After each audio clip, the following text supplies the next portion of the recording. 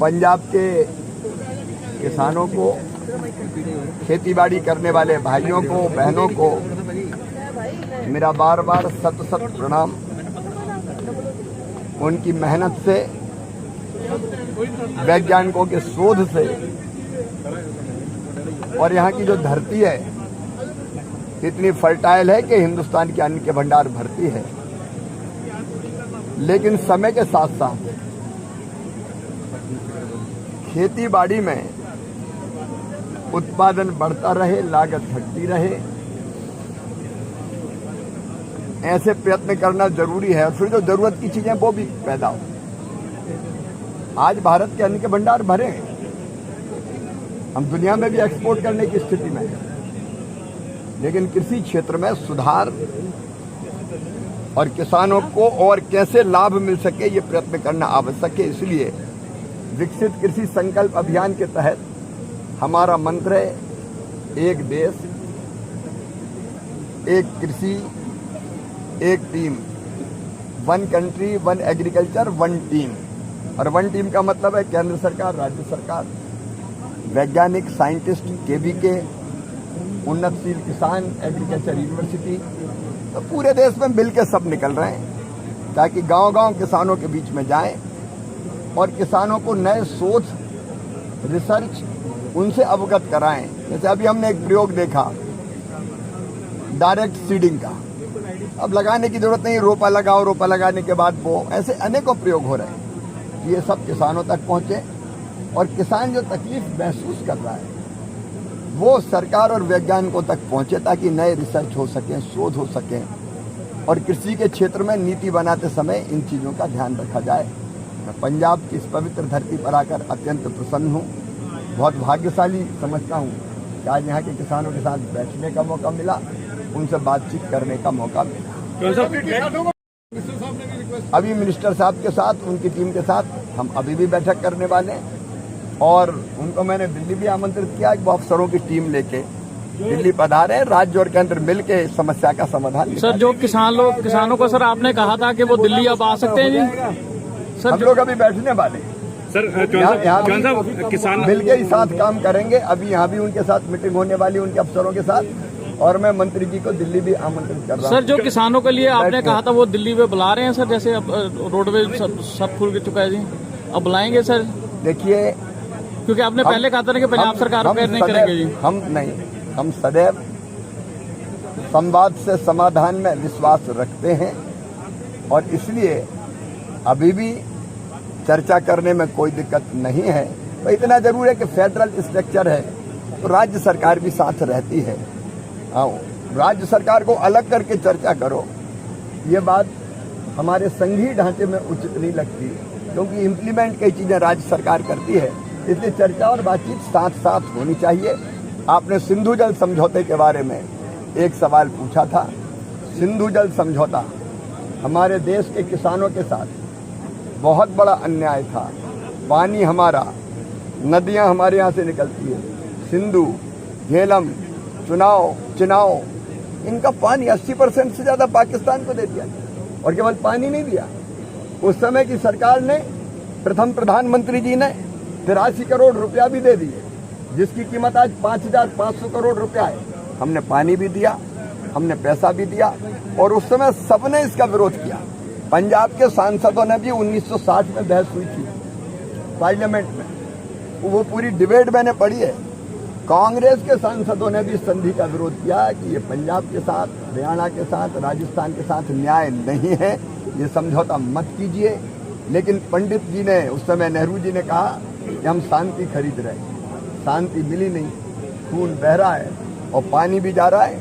और इसलिए प्रधानमंत्री जी के नेतृत्व में ये फैसला हुआ है कि हमारा पानी हमारे लिए, पंजाब में पानी जमीन के नीचे जा रहा है, हरियाणा पानी के लिए परेशान है, राजस्थान रेगिस्तान बन रहा है और पानी चला जाए पाकिस्तान, ये नहीं होगा।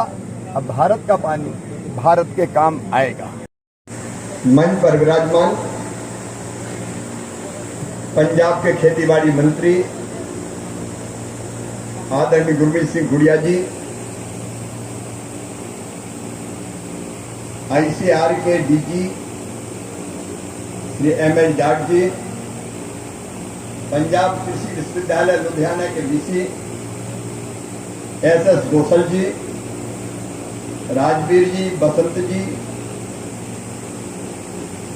DM KVK से जुड़े हुए हमारे सभी साथीगण, जनप्रतिनिधिगण और यहाँ उपस्थित मेरे बहनों और भाइयों, अभी बार बार मुझे कहा जा रहा है मुख्य मेहमान, मुख्य मेहमान। गुरमीत जी, मैं मेहमान नहीं हूं, मैं भी आपके घर का ही आदमी हूं, आपके परिवार का सदस्य हूं। मैं तो पंजाब का सेवक हूं। और कृषि मंत्री मेहमान कैसे हो सकता है? अच्छा, कृषि मंत्री का काम कोई दिल्ली में बंगले में बैठना है क्या? कृषि मंत्री है तो खेत में जा भाई, कृषि मंत्री है तो किसानों के बीच जा, उनके साथ बैठ बातचीत कर। ये हमेशा मेरे दिल में लगा रहता है। और ये जो रोज सोशल मीडिया देखते होंगे, मैं पहले उड़ीसा गया कृषि अभियान के दौरान, उड़ीसा से जम्मू कश्मीर, फिर हरियाणा, फिर उत्तर प्रदेश, फिर बिहार, फिर महाराष्ट्र, आज पंजाब, कल उत्तराखंड। और केवल खेतों में, केवल भाषण देने के लिए नहीं। अभी हम गुड़िया में गांव में गए थे, तो किसानों के साथ बैठ के चर्चा की। ये भाषणबाजी से काम नहीं चलेगा। नेताजी आए, सम्मान योग, सत्कार योग, साल, श्रीफल, माला पहनी और बाय बाय करके निकल दिए। इससे जनता का क्या भला होना? सही अर्थों में जब तक हम लोगों के बीच जाके मूल चीजें न समझे खेती बाड़ी, तब तक काम नहीं चलता। और से ये पूरा अभियान है विकसित कृषि संकल्प अभियान, ये कृषि विभाग का, वैज्ञानिकों का, KVK का कार्यक्रम है किसानों के बीच जाने का। अब हमारे पास 16,000 वैज्ञानिक है, 16,000 ICR के पास। ये रिसर्च कर रहा है पंजाब विश्वविद्यालय का भी। मैं बहुत बधाई देता हूँ, DC बैठे हैं, बहुत रिसर्च की नई वैरायटी तैयार। लेकिन ICR करे, पंजाब विश्वविद्यालय करे और कहीं रिसर्च हो, वो सीधे कैसे किसानों के पास रियल टाइम में पहुंचे, ये जरूरी है। और इसलिए हमने वैज्ञानिकों से कहा कि भाई निकलो लैब से। एक तरफ साइंटिस्ट लैब में बैठे रिसर्च कर रहे हैं, दूसरी तरफ किसान खेत में खेती कर रहा है, खून पसीना बहा रहा है। लेकिन दोनों कभी मिलते ही नहीं थे, तालमेल नहीं था जाता। हमने तय किया लैब में रिसर्च करने वाला लैंड पे पहुंच जाए, लैब टू लैंड जोड़ दी जाए, किसान और वैज्ञानिक एक हो जाए। कृषि मंत्री राज्य के भी निकले, केंद्र के भी निकले, वैज्ञानिक निकले, DC निकले, यूनिवर्सिटी के लोग निकले, और फिर खेती बाड़ी को ठीक करने का काम करें। इसलिए अभियान चला है।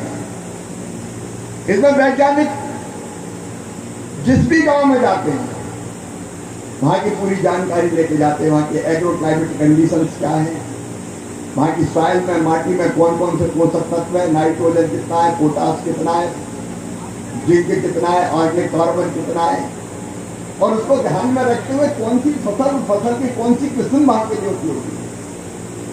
किसानों से बात करें, उनको ढंग से बताएं तरीके क्या हो सकते हैं, उनके बारे में बात करें।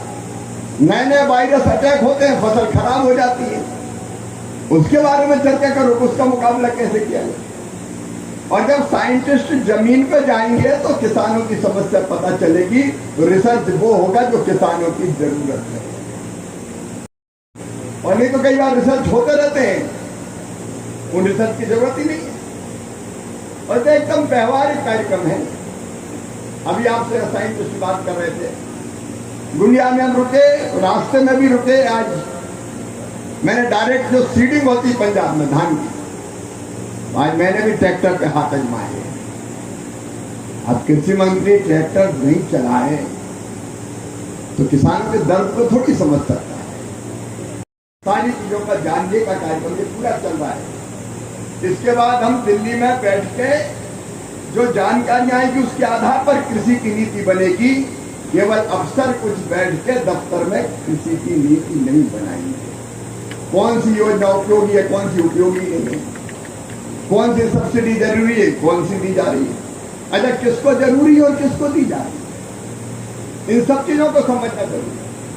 इसलिए आज इस अभियान के तहत आपके बीच आया हूं, पूरी टीम आई है और मैं हृदय से अंतरात्मा से कहता हूं, पंजाब की इस धरा को मैं बारंबार प्रणाम करता हूं। ये वो धरती है जिसने कई वर्षों तक पूरे हिंदुस्तान के अन्न के भंडार भरने का काम किया है। अन्न के भंडार भरे, अमेरिका का सवाल हुआ PL 480 खाते थे, उससे मुक्त कराया है, हरित क्रांति ने कराया है।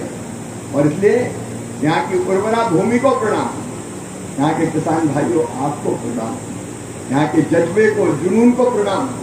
और संकल्प यही है कि और आगे मैं आज बधाई देना चाहता हूं किसान भाई, आज गेहूं का उत्पादन हिंदुस्तान में सारे रिकॉर्ड तोड़ दिए, सारे ऑल टाइम हाई है।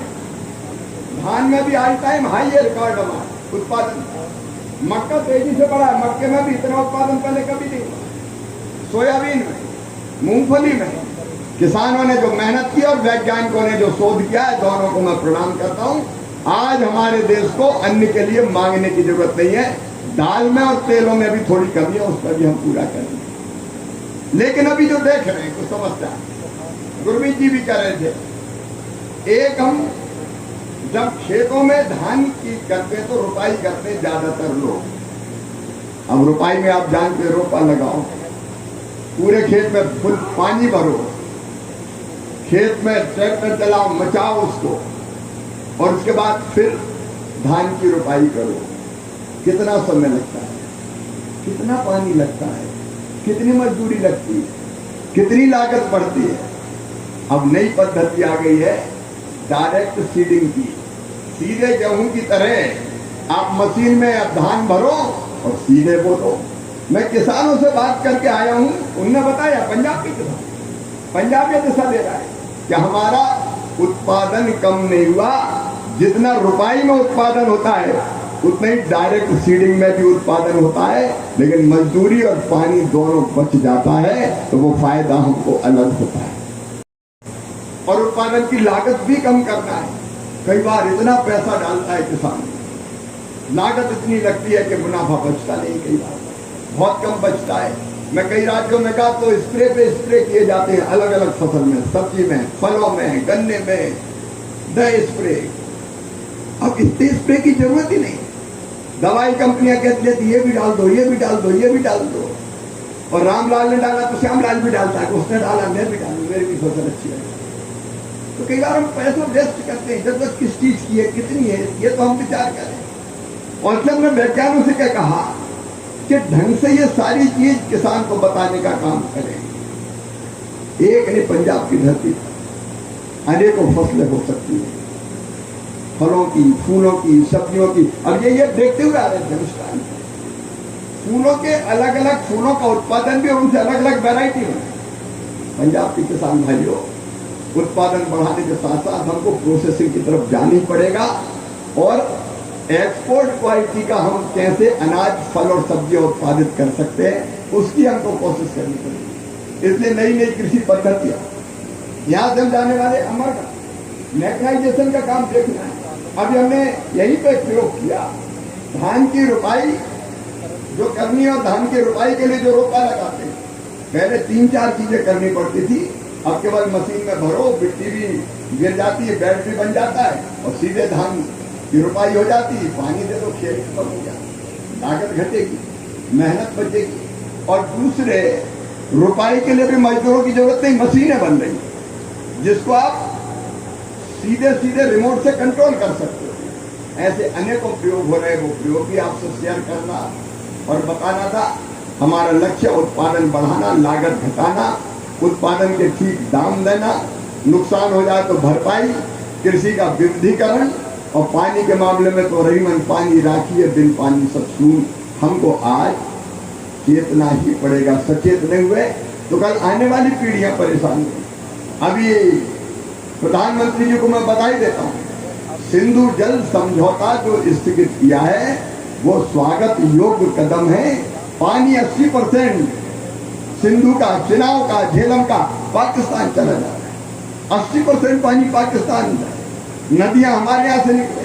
उस समय जो समझौता हुआ वो अन्यायपूर्ण था। वो पंजाब के, हरियाणा के, राजस्थान और जम्मू कश्मीर, हिमाचल के किसानों के साथ अन्याय था। भारत का पानी भारत के किसानों के काम आएगा। पंजाब के काम आए, हरियाणा के काम आए, हिमाचल के काम आए, जम्मू कश्मीर के काम आए, ताकि पानी की कमी से जो हम जूझ रहे हैं उस संकट से हम पार हो सके।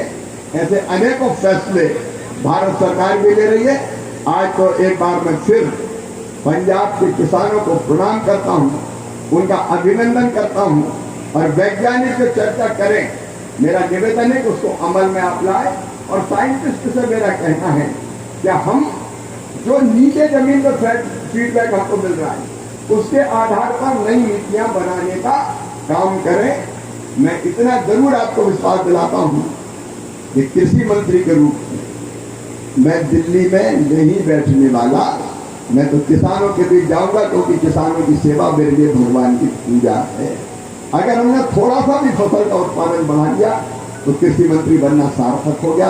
इसी भाव से आया हूँ। एक बार फिर आप सबको प्रणाम करते हुए मैं अपनी बात समाप्त करता हूँ। एक बार मेरे साथ बोलिए, भारत माता की जो बोले सो निहाल। बहुत बहुत धन्यवाद।